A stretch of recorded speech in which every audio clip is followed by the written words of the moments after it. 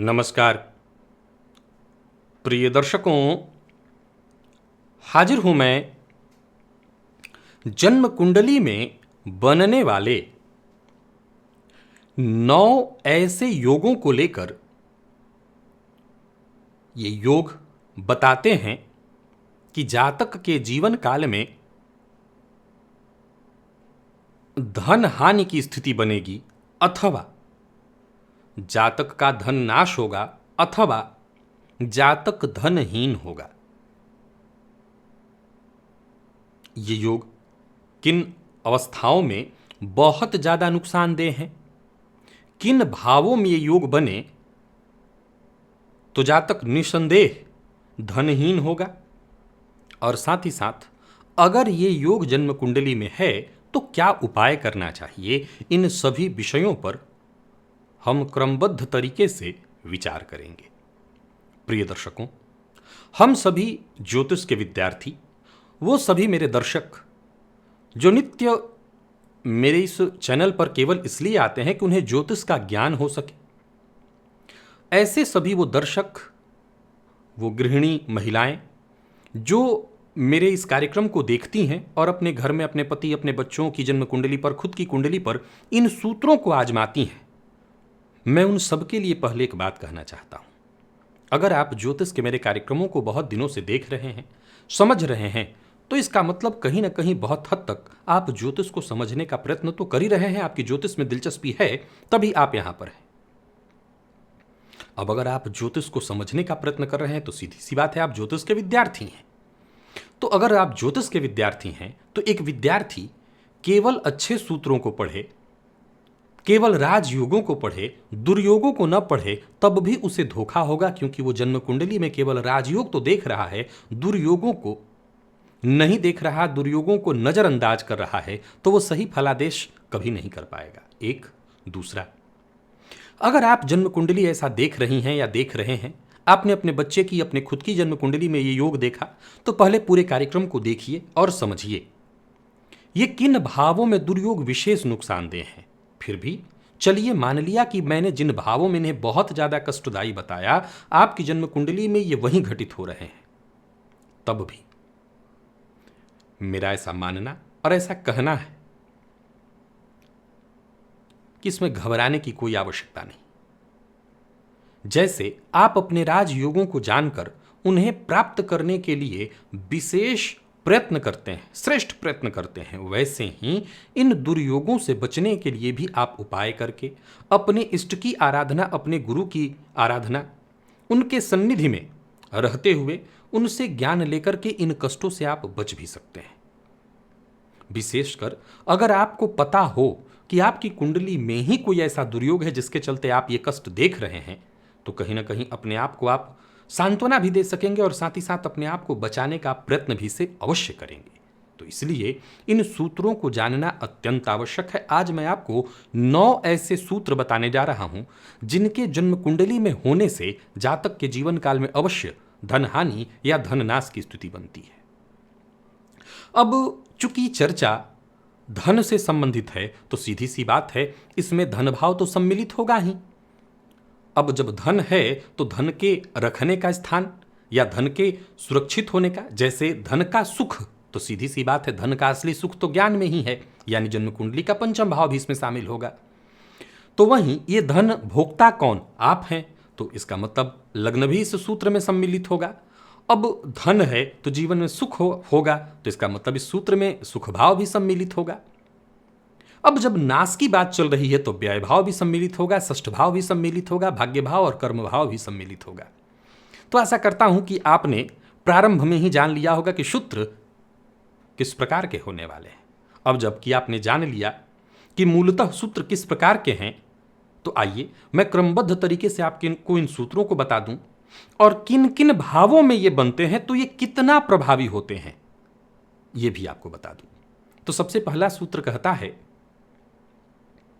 कि जन्म कुंडली में षष्ठ भाव, जिसे हम रोग, रिपु और ऋण के नाम से जानते हैं, तो यह सूत्र कहता है कि अगर षष्ठेश धनेश के साथ युति बना लें, यानी ऋण भाव का स्वामी धन भाव के स्वामी के साथ युति बना ले तो ये धन नाश योग है। बहुत ज़्यादा बताने की कोई आवश्यकता नहीं कि ये ऋण भाव है, और ऋण का संबंध जब भी धन से बनेगा, रोग का संबंध, रिपु का संबंध जब भी धन से बनेगा तो धन नाश होगा ही होगा। तो वहीं दूसरा सूत्र कहता है कि जन्म कुंडली में षष्ठेश का संबंध लगने से हो जाए। कुंडली का जो छठवां भाव है वो रोग रिपु ऋण का है। इस भाव के स्वामी, अगर याद रखिएगा, अब मान लिया जाए कि षष्ठेश और लग्नेश का संबंध तुला लग्न में या अष्टमेश का संबंध इत्यादि देखा जाए तो मेष लग्न में, तो वहां जहां लग्नेश ही षष्ठेश या अष्टमेश होते हैं वहां यह सूत्र घटित नहीं होगा। जहां लग्नेश और ही दोनों भावों के जिनकी मैं चर्चा कर रहा हूं इस तरह की स्थिति में वो आएंगे तो वो सूत्र वहां पर मत लागू करिएगा। दूसरा सूत्र कहता है कि लग्नेश और षष्ठेश का संबंध हो जाए तो ये भी धनहानि अथवा धननाश योग है। समझने की आवश्यकता है। जन्म कुंडली का षष्ठ भाव रोग रिपु ऋण से संबंधित है और लग्न है आप। अगर आपका संबंध उस भाव से बनेगा, दुस्थान से बनेगा, तो इसका मतलब आपके धन का नाश बुरे कार्यों में, रोग में, रिपु में, ऋण में ही बर्बाद होगा। ये ऐसा कहना चाहता है। आगे मैं इसको और आपको बृहत रूप से समझाता हूं। तीसरा सूत्र कहता है कि अगर जन्म कुंडली में व्ययेश और लग्नेश का संबंध हो जाए तो भी यह धननाश योग है। समझने की ज्यादा आवश्यकता नहीं है कि व्यय भाव का स्वामी अगर लग्न से संबंधित हो जाए या लग्नेश व्ययेश से संबंधित हो जाए तो इसमें कहीं कोई दो मत नहीं कि यह विशेष धननाश कराएगा। और चौथा सूत्र कहता है कि व्ययेश और धनेश का संबंध हो जाए। ये जन्म कुंडली का धन भाव और ये जन्म कुंडली का व्यय भाव, इन दोनों को अगर आपस में साथ रखेंगे तो कभी जीवन नहीं चल सकता। हाँ, ये दोनों एक दूसरे से जुड़े हुए हैं। ये दोनों नदी के दो किनारे हैं, लेकिन एक करने का जहां प्रयत्न किया वहां स्थिति तो बहुत मुश्किल ही होगी, क्योंकि जब ये दोनों एक होंगे तो मुश्किल आएगी ही आएगी। ये दोनों किनारे हैं, ये दोनों किनारे एक समानांतर स्थिति में चलते रहे, धन आए और धन जाए, परंतु जब ये किनारे एक दूसरे से जुड़ने का प्रयत्न करेंगे तो जहां तक कि जीवन काल में तो कष्ट होना ही होना है। तो वहीं पांचवा सूत्र कहता है कि व्ययेश और पंचमेश का संबंध हो जाए। समझने की बात है, जरूरी नहीं है कि आप ही करें। हालांकि ये खुद का ज्ञान है, अपनी गलतियों से, अपने गलत कार्यों से जहां तक धन बर्बाद करेगा, जो रही सही कसर आत्मा जायते इति पुत्र, आपके संतति के द्वारा भी हो सकता है। तो व्ययेश और पंचमेश का संबंध भी वही स्थिति उत्पन्न करेगा। छठा सूत्र कहता है कि जन्म कुंडली में पंचमेश और षष्ठेश का संबंध बन जाए। सेम बात, ये रोग रिपु ऋण, यानी जातक का पैसा इन्हीं बुरे कार्यों में, गलत कार्यों में जाएगा। जातक की संतति के द्वारा जातक का पैसा ऐसे ही बर्बाद किया जाएगा। और आगे सातवां सूत्र कहता है कि अगर जन्म कुंडली में सुखेश का संबंध, यानी कुंडली का चौथा भाव सुख भाव, इसका संबंध षष्ठ भाव से बन जाए। कैसे संबंध शब्द जो मैं बता रहा हूं उससे मैं क्लियर करता हूं। तो षष्ठेश का संबंध सुख भाव से बन जाए तब भी जातक धननाश या धनहानि देखेगा। और व्ययेश का संबंध अगर सुखेश से बन जाए, यानी व्यय भाव के मालिक का संबंध जैसे षष्ठ भाव से बताया वैसे व्यय भाव से जोड़ लीजिए। और आखिरी नौवां सूत्र कहता है कि षष्ठेश और व्ययेश का योग बन जाए। फिर से सुनिएगा जरा सा, आखिरी सूत्र ध्यान से सुनिएगा कि व्ययेश और षष्ठेश का संबंध बन जाए, युति हो जाए। और ये युति या तो जन्म कुंडली के लग्न में हो जाए, जन्म कुंडली के धन भाव द्वितीय भाव में हो जाए, चतुर्थ भाव में हो जाए, पंचम में हो जाए, नवम या दसम में हो जाए। द्वादशेश और षष्ठेश युति बनाएं और यहां बैठ जाएं, यहां बैठ जाएं, यहां बैठ जाएं, यहां पंचम में बैठ जाएं, नवम या दसम में बैठ जाएं, तो ज्योतिष शास्त्र कहता है यह धन हानि या धन नाश योग है। और इस अवस्था में जातक को धनहीन जीवन व्यतीत करना पड़ेगा। आखिरी सूत्र मुझे लगता है ज्यादा समझाने की आवश्यकता नहीं है। अब मैंने आपके सम्मुख जो सारे सूत्र बताए, लगभग नहीं, पूरे 9 सूत्र आपको मैंने बताए। अब इन सूत्रों को जरा समझिए प्रिय दर्शकों। जन्म कुंडली में जैसे ये छठवां भाव है, जैसे ये 12वां भाव है जो आपके धन का नाश करता है, वैसे ही इस भाव के जो स्वामी हैं वो ठीक यही काम करते हैं। समझ गए आप इस बात को? जैसे भाग्य भाव आपकी कुंडली का बहुत महत्वपूर्ण भाव है, आपके भाग्य को प्रदर्शित करता है, वैसे ही आपके भाग्येश भी बेहद महत्वपूर्ण है और आपके भाग्य को संपूर्ण रूप से प्रदर्शित करते हैं। अब इन दोनों भावों के स्वामी की युति बन जाए, पहले तो इसी आखिरी सूत्र से समझिएगा, इन दोनों भावों के स्वामी की युति बन जाए, और जहां जहां मैंने बताया, मान लिया जाए कि 6वें और 12वें भाव के स्वामी अगर लग्न से संबंध बनाए तो क्या होगा? जातक का धन व्यर्थ में व्यय होगा, दवा में, रोग, रिपु, ऋण, परेशानी में। धन में ही चला गया तो कहना ही नहीं, धन उसका नाश होना ही होना है। अपने गलत बुरे कार्यों से धन का नाश करेगा। चतुर्थ में रह जाए, लग जाए तो फिर ऐसा जातक घर का सामान तक बेच डालेगा। पंचम में लग जाए तो वो बुद्धिहीन हो, शिक्षा से विहीन हो और अपने अनुभवहीनता के कारण उसके धन से बाकी लोग आनंद करेंगे। भाग्य में लग जाए तो पिता के साथ वो मतभेद करे, पिता की बात को न माने, पिता के बने बनाए कार्य को बर्बाद करे, भाग्य का उसको साथ न मिले, तो इस मामले में भी वो धनहीन और धनहानि वाला ही स्थिति है। और कर्म में लग जाए तो जातक कर्म के लिए मारा मारा फिरे। तो ये आखिरी सूत्र था। बाकी के सूत्रों को जरा समझिए। अब मैं बताता हूं बाकी के सारे सूत्रों को कि जन्म कुंडली में ये कहना क्या चाहते हैं। जैसे कहा कि धनेश और षष्ठेश यानी धन भाव के स्वामी और षष्ठ भाव के स्वामी युति बनाएं। ये दोनों ग्रह, ये जो जितने भी मैंने 9 सूत्र बताए, इसमें युति संबंध है, जोड़ है। तो कहा कि धनेश और षष्ठेश युति में हों और कहीं भी कुंडली में बैठे हों तो ये धननाश योग है। जातक के जीवन काल में धन नहीं होगा। तो अब सारे बाकी के जो 8 सूत्र हैं उनको आप इसी तरह से समझिए कि युति संबंध को दर्शा रहा है कि लग्नेश अगर षष्ठेश से, लग्नेश अगर व्ययेश से युति बना लें और युति बना करके कहीं बैठे हों तो ये धननाश योग है। अब ज्योतिष का एक और तर्क कहता है कि अगर ये योग मान लिया जाए कि धनेश और षष्ठेश दोनों युति बनाकर व्यय भाव में जाकर के बैठ जाएं, धन भाव में ही बैठ जाएं, तो ज्योतिष का यह सूत्र कहना चाहता है कि इस अवस्था में